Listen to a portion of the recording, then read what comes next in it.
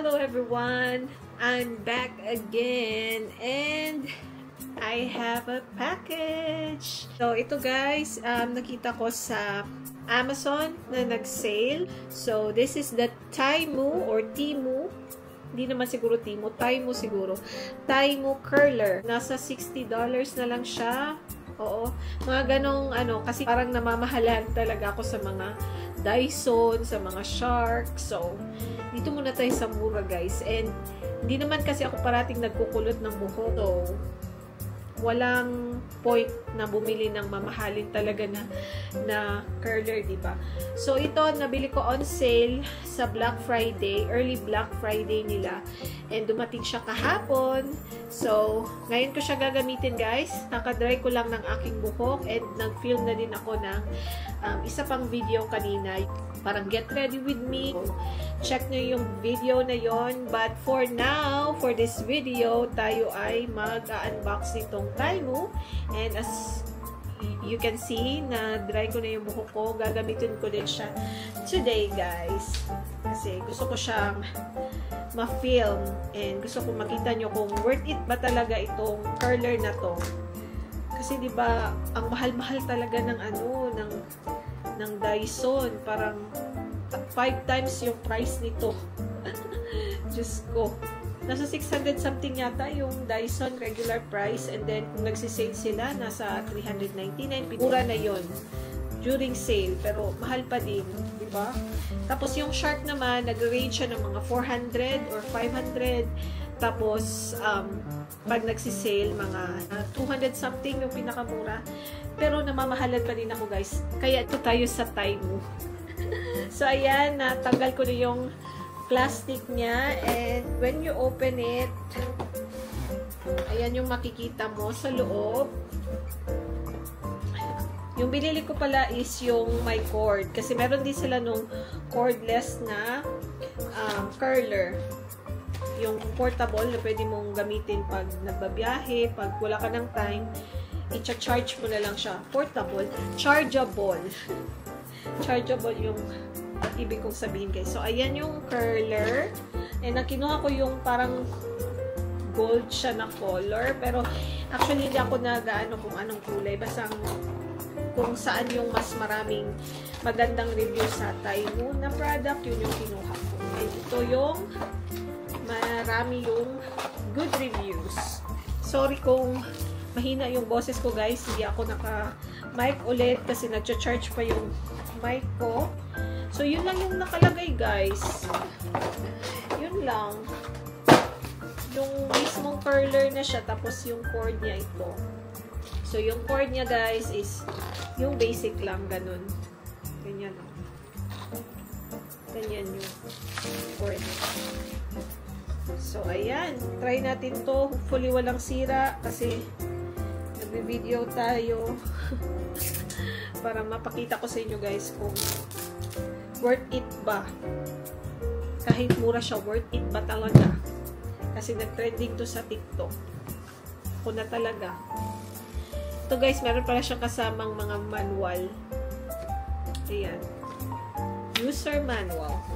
Which is hindi ko na kailangan kasi nakita ko na yung maraming mga TikToker na nag-video about this one. Medyo may idea na ako guys. Hopefully ma-remember ko. So, ayan guys, nasaksak ko na to kasi kailangan ko na extension. Malayo kasi yung outlet. And gusto ko sana doon sa bathroom gawin to. Kaso yung bathroom namin guys, once na on mo yung light, nag-on din yung exhaust. So, ang ingay-ingay. So, dito tayo mag-curl sa sala. So, ayan. On natin siya, guys. Uh-oh. Nag-on na ba? Wala po nag-iinit na siya. Hindi pa. Mali pala, guys. Hindi pala yun ang on button. Ito pala. Syunga lang. Hindi siya nag-on sis. Ayun. Nagda-light siya guys. Kailangan mo i-long press pala kasi hindi nagbabasa ng manual. Ayan tuloy. So, naka-on na siya. So, ang gagawin ko habang nag-iinit siya, ano ko na, ikaklamp ko na itong buhok ko pataas muna. Kasi magsa-start tayo sa bottom part ng ating buhok. So, yan. Konting suklay.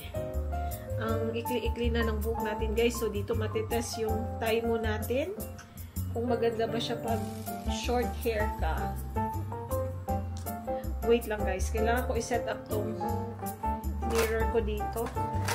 Kasi nandito yung ano ko, yung trail case, makeup trail case. Lagay ko muna tong mirror sa may likod nitong camera. Para may ano tayo, mirror. Move ko kayo konti, malapit sa akin. Wait lang, sis. Hirap, sis. So, ayan. So, let's start. Ang close-close na ng mukha ko sa screen. But anyway, okay lang yan. Naamoy ko na. Meron na siyang ano, heat. So, meron ako dito yung na-unbox ko recently, guys, na heat protectant spray. First time ko itong gamitin din. So, lagay tayo konti. Medyo damp pa konti yung buko. Ang bango. Ang bango. Bango niya, guys. Medyo damp pa konti yung buhok ko sa ilalim, pero okay na yan. Almost dry na siya. Pagpasensyahan nyo na yung mga tumitindig-tindig nating buhok. So, yung gagawin natin is, merong arrow dito, right and left, guys. So, i-switch mo lang siya kung saan mo gustong papunta yung roll ng curler. So, since tayo ay, gusto ko kasi pa-outward yung ano. So, dito natin siya i-switch. Ayan. Tapos, ito yung ipipress mo. Yung akala kong power button, ito yung ipipress mo pag nakaano na yung buhok. So, ilalagay mo lang siya dito sa center. And then, ganyan. Parang hindi siya pumasok, guys. Wait lang. Maybe it's too thick. I don't know. Let's see. One more try. Konti lang muna na buhok. Ang matatagalan tayo nito, ha. And curl it.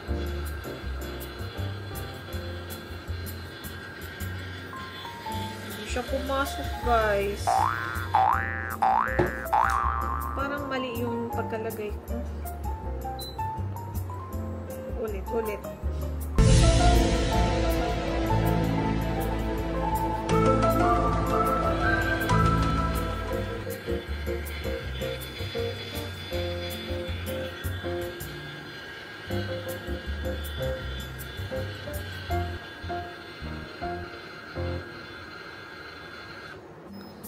So, medyo nakuha ko na siya, guys. Ang kailangan pala is i-anchor mo siya dito. Ang ginawa ko kasi kanina, inano ko lang siya, parang nilagay ko lang siya sa top. But kailangan mo talaga siyang i-insert dito. Tsaka mo siya i-press. Ayan.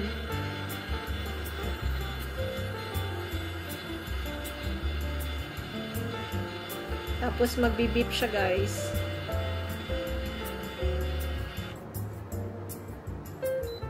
Tsaka mo siya tatanggalin. Ayun. Kuha ko na siya, guys. So, try ko ulit dito sa kabila. Kailangan mo siyang ipasok. Pasok mo talaga siya. Tsaka mo siya ipapress. Ayun. Yun nga lang yung curl ko papasok. Kailangan maya na lang pag sa may upper ano na tayo. Kasi na-insert ko na eh. Hindi ko na matatanggal. Tatanggal naman pero ayokong paulit-ulit.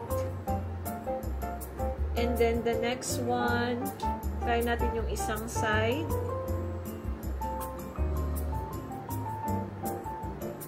So ayan, ito pa kabilang ano na siya. Way na siya. Kabilang way. Ay sis, bakit pa inner pa din siya? Ito lang. Very wrong. Ayun! Tama pala. Tama lang pala, sis. So, try ko muna tong bottom part.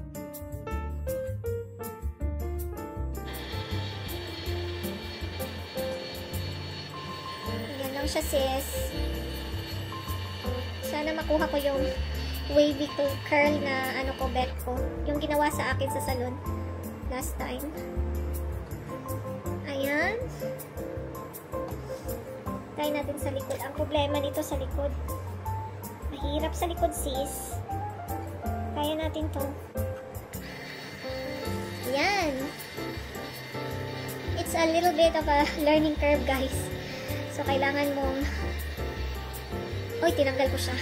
Shoot. Ali, dapat hindi ko muna siya tinanggal. Meron nga siyang beeping, di ba? Dapat inantay ko siya.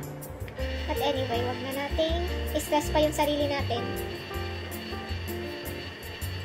Ayan, madali lang naman siya pag siguro makukuha mo na kung paano siya gamitin.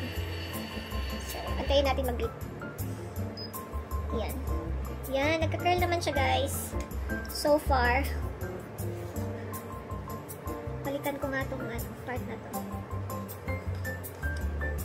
Mas i-ano ko, i-close ko sa...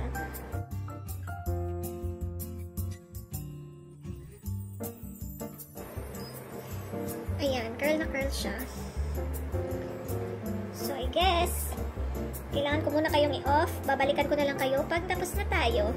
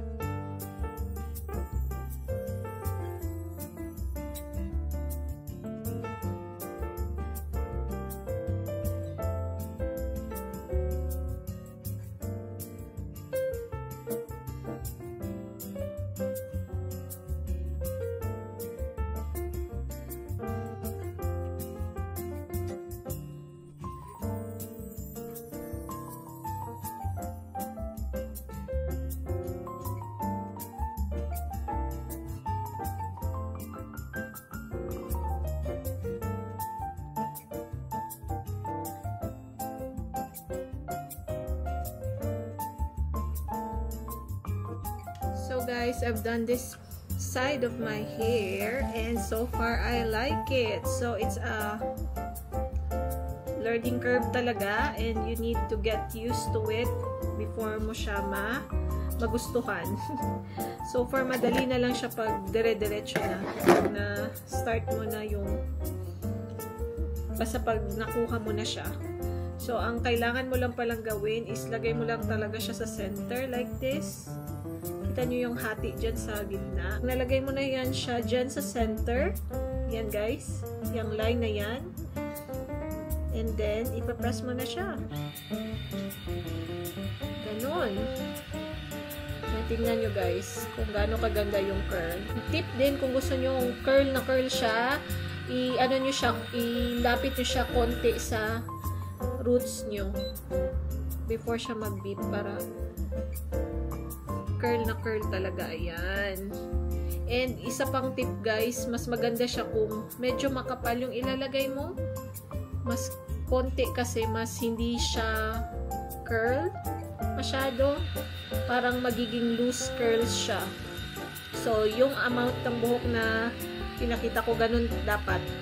Hindi sobrang kapal, tama-tama lang. So, gusto ko yung may pa-beep siya para alam ko kung kailan na pwede na tanggalin sa barrel.